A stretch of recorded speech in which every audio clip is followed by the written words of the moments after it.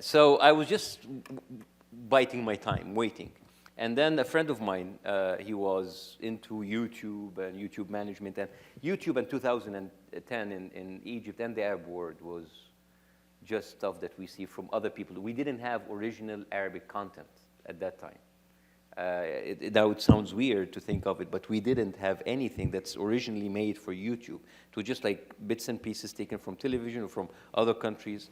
So he said, like, why don't we, he wanted to produce an original content, and he came to me 2010, and he said, why don't you write something? And he came to me because, first of all, I'm his friend, so I'll do it for free. And second, he said, according to him, I had a way with people, speaking to them, and they would listen.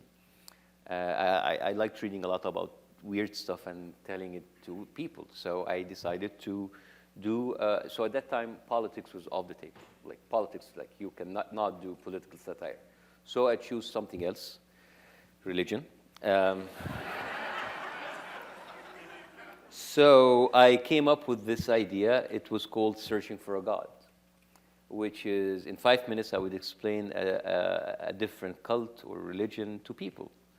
And I would show people that, like, you are been here, you're just like looking in the world through this keyhole, thinking that, you know, there's your religion, your belief, but there are others who are willing to die for or bet their life for that kind of conviction. And so I started to do, you know, episodes about Scientology, about the Jehovah's Witnesses, about like Nation of Islam, different, and I thought, and I was, you know, very interested to do it.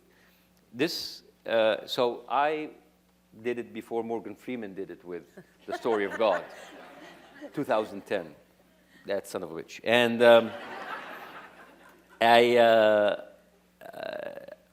and then it was supposed to be released 2011, New Year's Eve, but something happened.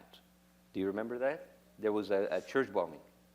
And of course, like, you cannot speak about religion when you start has, and you know, and I try, and I know it's like a dark humor, but I say, yeah, this is how we celebrate Christmas, and this is actual war on Christmas. So Fox News, you know, that's war on Christmas is not just Starbucks cups; it is something even worse in other places. So I was, and we said, all right, we're gonna hold back and wait for a couple of months. 25 days later, we had the revolution. And we scrapped the whole thing, and when the revolution ended, he came to me, you know what, let's do something but political. Yeah, let's do Jon Stewart. And this is how it started.